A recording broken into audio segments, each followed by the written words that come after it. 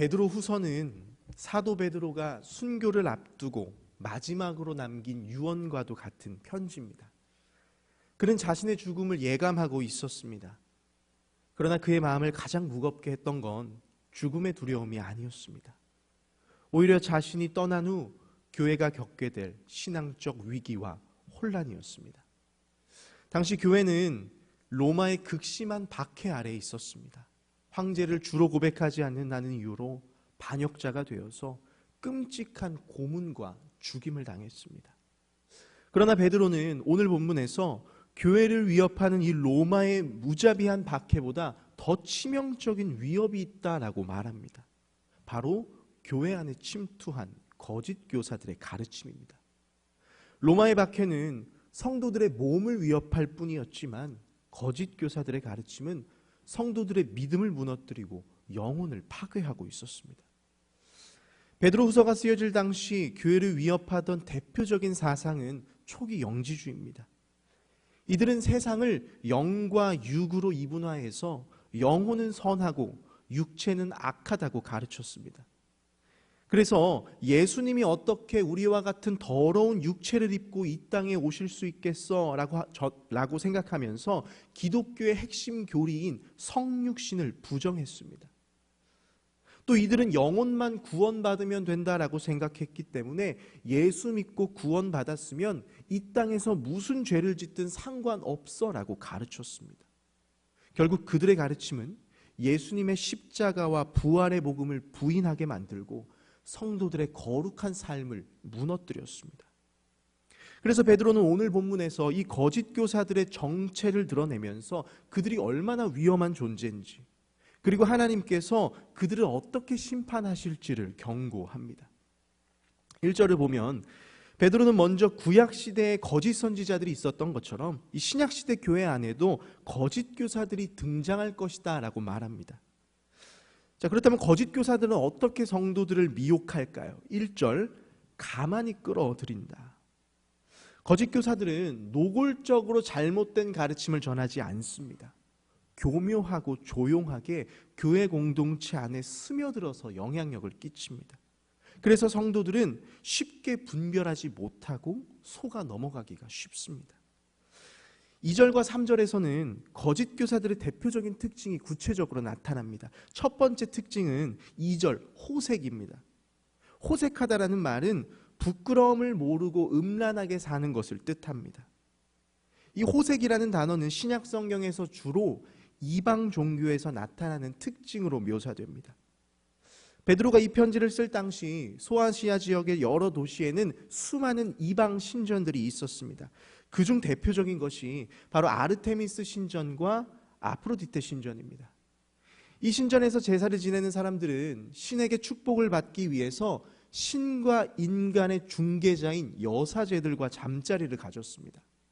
사람들은 이런 행위를 죄라고 생각하지 않았고 오히려 축복을 받을 수 있는 신성한 행위라고 생각했습니다.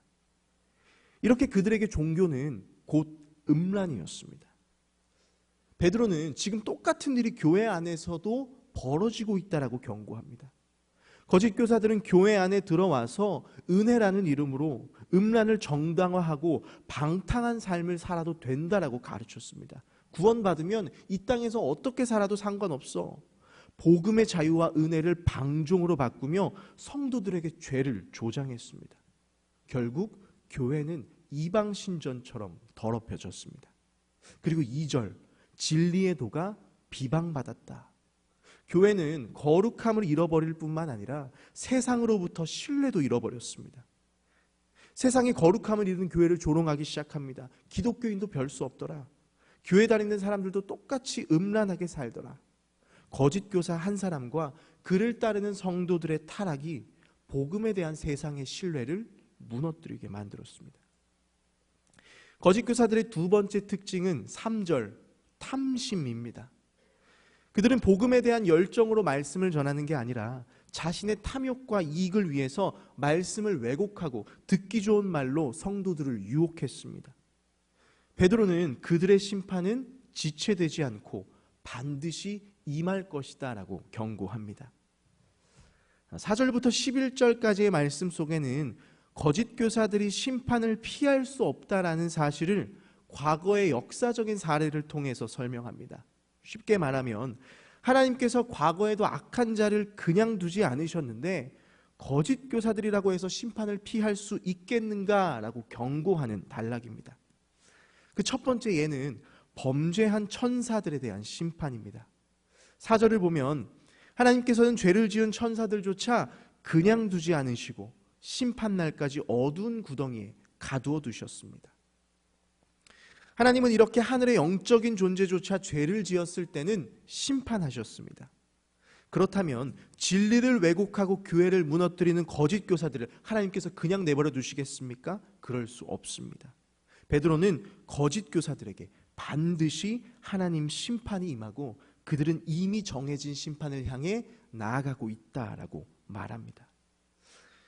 하나님께서 죄인을 심판하신 두 번째 예는 노아 시대의 심판입니다. 창세기 6장 5절을 보면 사람들의 죄가 세상에 가득했고 그 마음으로 생각하는 모든 계획이 항상 악할 뿐이라고 기록합니다. 노아 시대 사람들은 하나님을 거역하고 죄 가운데 살았습니다. 하나님은 그런 악한 세상을 결코 그냥 두지 않으시고 물로 온 세상을 심판하셨습니다. 하지만 그 가운데 오직 의로운 삶을 살았던 노아와 그의 8가족만 구원하셨습니다. 세 번째 예는 소돔과 고모라의 심판입니다. 소돔과 고모라는 당대의 가장 번영한 도시였지만 동시에 가장 음란하고 타락한 도시였습니다. 그러나 세상 모든 사람들이 죄악에 무감각해질 때 오직 롯만이 음란과 불의를 보며 애통하면서 하나님의 뜻을 끝까지 붙잡았습니다. 결국 하나님께서는 불과 유황을 내려 도시 전체를 멸하셨지만 하나님을 경외하며 살았던 롯만 구원하셨습니다. 자, 여기서 우리는 두 가지 사실을 확인할 수 있습니다. 첫째, 하나님은 오래 참으시는 분이시만 영원히 참으시는 분은 아니십니다. 하나님은 반드시 정해진 때에 죄를 심판하십니다. 둘째, 하나님은 심판 가운데에서도 의로운 자는 기억하시고 구원하신다는 사실입니다.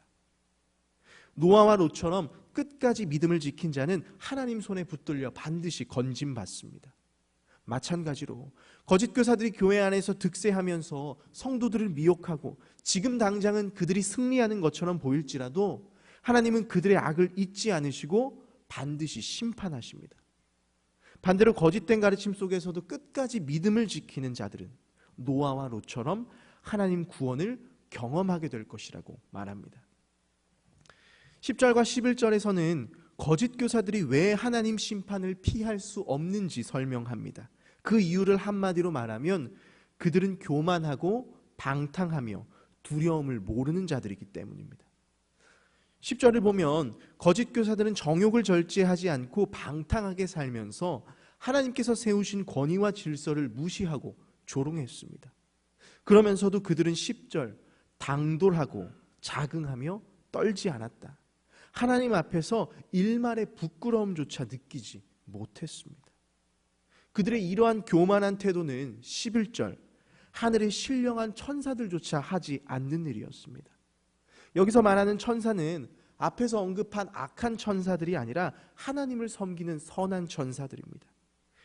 이 천사들은 인간보다 훨씬 더 큰 능력과 권세를 가지고 있었지만 하나님 권위 앞에서 겸손하게 행동했습니다.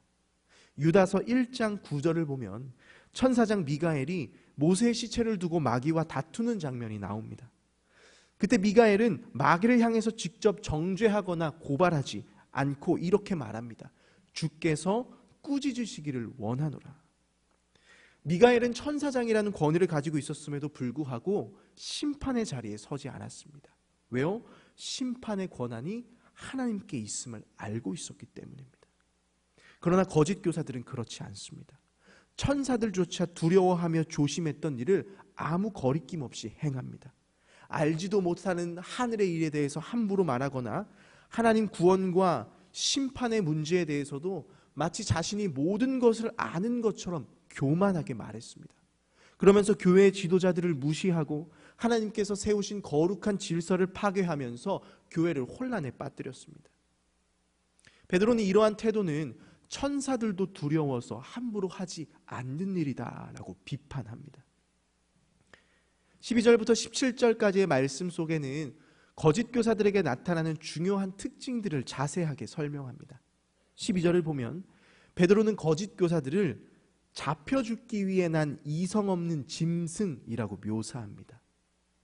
가축이나 들짐승은 도살될 운명을 알지 못한 채 살아갑니다. 거짓 교사들도 마찬가지입니다. 하나님 심판이 가까이 와 있음에도 전혀 자각하지 못한 채 멸망의 길을 걸어가고 있습니다. 그렇다면 그 짐승의 특징은 무엇입니까? 사람과 달리 도덕적 판단과 분별력이 없습니다. 짐승은 언제든지 본능에 따라 움직입니다. 배고프면 먹고 욕구가 생기면 아무 때나 행동합니다. 베드로는 거짓 교사들이 바로 그런 삶을 살고 있다라고 말합니다. 짐승처럼 오직 자신의 욕망과 탐심에 따라 성도들을 이용하고 절제하지 못하고 방탕하게 살아간다. 결국 13절, 그들은 불의의 값으로 불의를 당하게 된다. 뿌린 대로 거두게 될 것이다 라고 말합니다.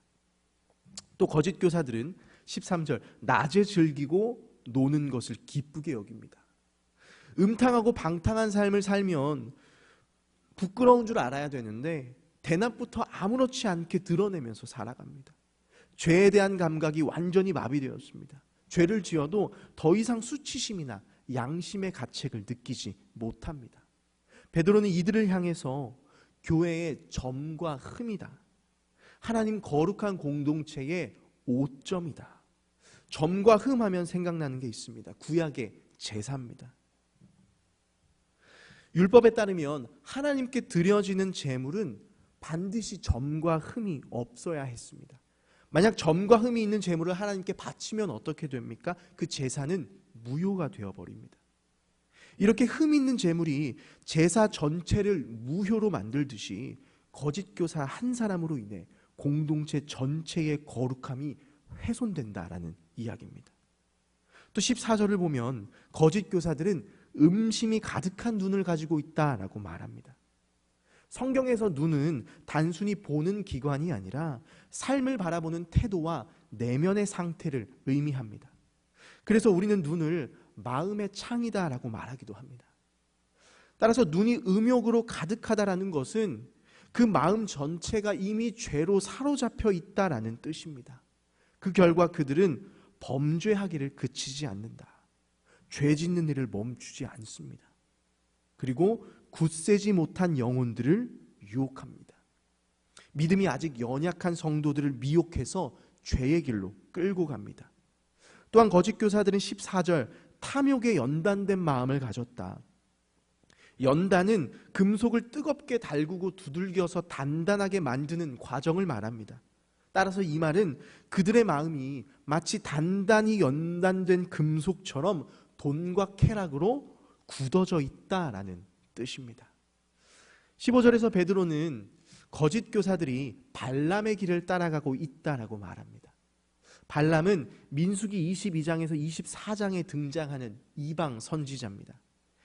이스라엘이 출애굽한 후 가나안 땅에 이르렀을 때 모압 왕 발락은 그들의 수와 기세에 두려움을 느낍니다. 그래서 그는 이스라엘을 무너뜨리기 위해 이방 선지자인 발람을 불러서 이스라엘을 저주해달라고 요청합니다. 처음에 발람은 하나님의 뜻을 따라야 한다면서 그 제안을 거절했지만 재물과 명예를 주겠다라는 유혹 앞에 결국 마음이 흔들리게 됩니다. 이때 하나님께서는 발람의 길을 막기 위해서 말 못하는 나귀의 입까지 열어 하나님의 뜻을 전했습니다. 그럼에도 불구하고 발람은 이스라엘을 무너뜨릴 계략을 발락에게 제시합니다. 결국 발람의 탐욕으로 인해 이스라엘 공동체는 우상 숭배와 음란에 빠지게 됩니다. 베드로는 지금 거짓 교사들이 이 발람과 똑같은 길을 걷고 있다. 입으로는 하나님을 말하지만 속으로는 탐심에 붙잡혀서 성도들을 멸망의 길로 이끈다라고 말합니다. 베드로는 이러한 거짓 교사들은 17절 물 없는 샘과 같다라고 비유합니다. 겉으로 보기에는 시원한 물이 솟아나올 것 같아 보이지만 막상 다가가 보면 텅 비어 있습니다. 갈증을 해소해 주기는커녕 더 목마르게 한다라는 뜻입니다. 이처럼 거짓 교사들의 가르침은 성도들에게 매력적으로 들릴 수 있지만 그 말 속에는 진리도 생명도 능력도 없습니다. 오히려 성도들을 더 메마르게 만듭니다. 또 거짓 교사들은 17절 폭풍에 밀려가는 안개와 같습니다. 안개가 세상을 덮으면 그 위세가 대단해 보이지만 큰 바람이 불고 태양이 떠오르면 그 안개는 한순간에 사라져버립니다.